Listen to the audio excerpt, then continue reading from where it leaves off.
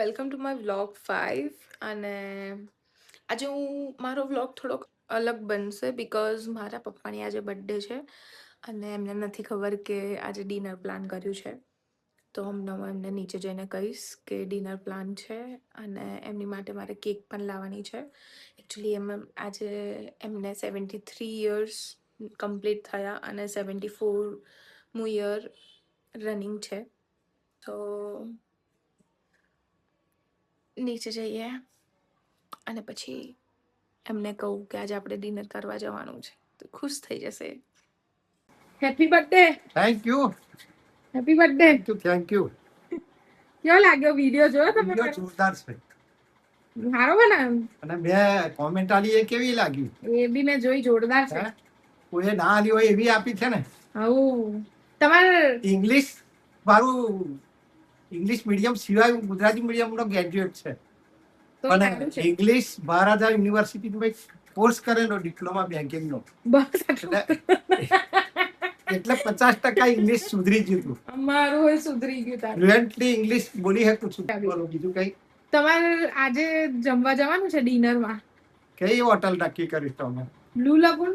હમણાં 7 વાગ્યા છે સાંજના અને આજે મારા પપ્પાની બર્થડે છે તો આપણે હું કેક લઈ આવું એમની માટે અને બધા પછી ડિનર પર જવાના છે સાથે ફેમિલી સાથે.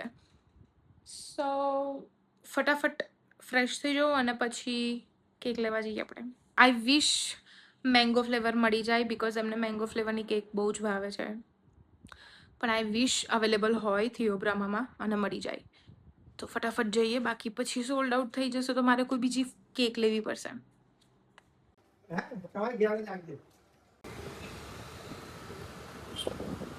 નીકળી ગયા છે. એકચ્યુઅલી હવે હું જઈશ થિયોબ્રામામાં બીકોઝ થિયોબ્રામામાંથી જ હું ઓલવેઝ કેક લઉં છું. એની કેક સારી હોય છે અને મારા બધા ફેમિલીને એની જ ભાવે છે.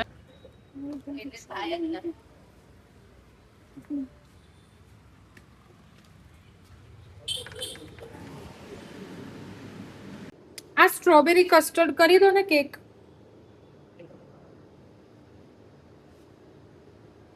આઈ થોટ મેંગો અવેલેબલ હશે બટ મેંગો સોલ્ડ આઉટ થઈ ગઈ છે તો મેં વિચાર્યું પાઇનેપલ લઉં બટ પાઇનેપલ બી સોલ્ડ આઉટ થઈ ગઈ તો હવે મારી પાસે ઓપ્શનમાં સ્ટ્રોબેરી જ છે. મારા પપ્પાને એકચ્યુઅલી ચોકલેટ ફ્લેવર નથી ભાવતું એટલા માટે ફ્રૂટ ફ્લેવરની લઉં છું.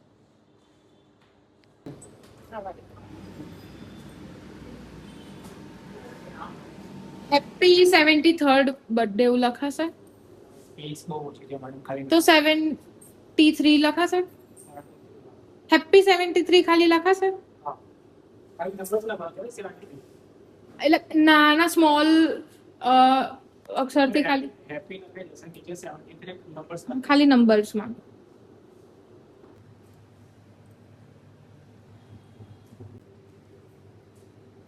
Mobile number 95. Thank you. એક એવો કાઢો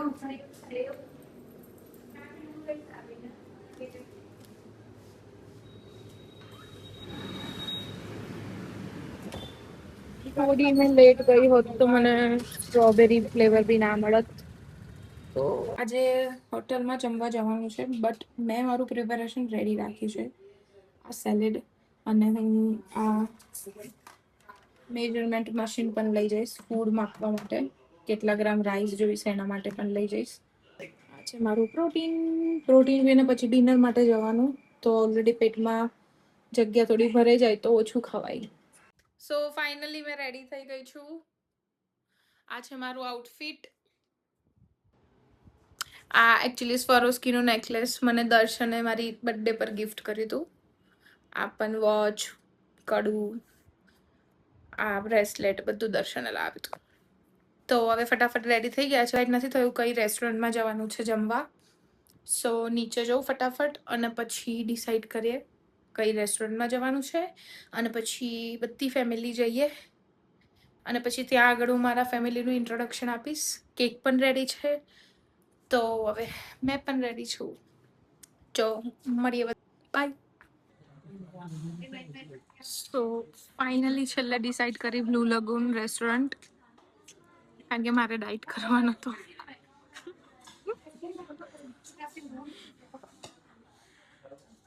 હું બધાનું ઇન્ટ્રોડક્શન પછી વિડીયોમાં આપીશ. પપ્પા મારા વોશરૂમ ગયા છે, આવે એટલે પછી આપણે ચાલુ કરીએ. છે મારો ભાઈ જય, આ છે મારા ફ્યુચર ભાભી ચારમી દીદી, પછી આ છે મારી મમ્મી અને આ છે મારા પપ્પા જેમની આજે બર્થડે છે. કેટલા વર્ષના? 73 માં 73 પસાર થઈને 74.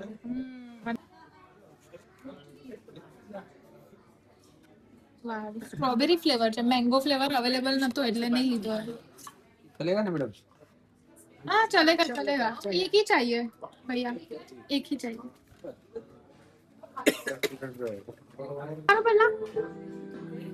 Happy birthday to you, happy birthday to you, happy birthday dear papa, happy birthday to you.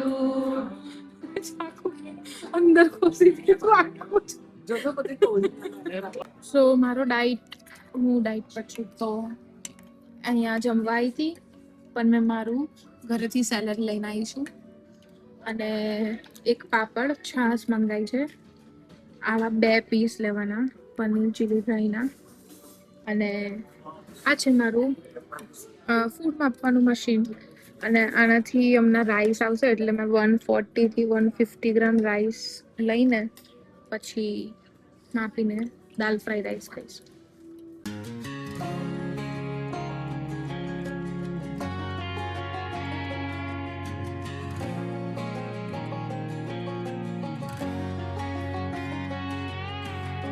I hear you been asking about me, where I've been and where I sleep. It's hard to find me if you really want to. Turns past that takes a cool sign. Same bobcat, same moon boots, trying to outrun the thought of you, but understand the truth don't. તો જમી લીધું છે હવે બધાએ અને હવે અહીંયા થોડી વાર બેસીશું કારણ કે બહાર વરસાદ પડે છે.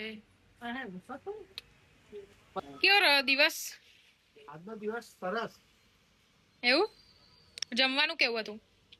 સારું હતું. આપણે તો દર વખતે આવીએ એટલે અને આ શું કહેવાય, કેક કેવી લાગી? એક એકદમ વેરી વેરી જોરદાર, વેરી એક્સલન્ટ. હા. તમને કેવું લાગ્યું જમવાનું? તને કેવું લાગ્યું જમવાનું? ઠીક હતું. આ વખતે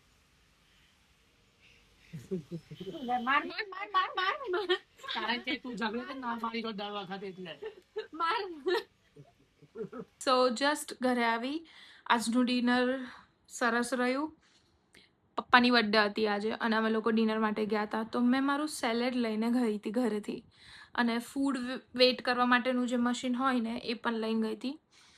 તો જ્યારે ડિફિકલ્ટ વધારે છે જ્યારે તમે આવી રીતે ફેમિલી સાથે બહાર ડિનર પર જાઓ અને ત્યાં આગળ ઓપ્શન્સ વધારે હોય પણ તમે તમારું મેનેજ કરીને જાઓ ડાયટ અને ત્યાં જઈને મેજર કરીને ખાઓ. બહુ ડિફિકલ્ટ છે અને બધાને એવું બી લાગશે કે આ શું કરી રહી છે, બટ જ્યારે રિઝલ્ટ મળશે ને ત્યારે આઈડિયા આવશે કે આ જે પણ કરી રહી હતી એના લીધે જ રિઝલ્ટ મળ્યું છે.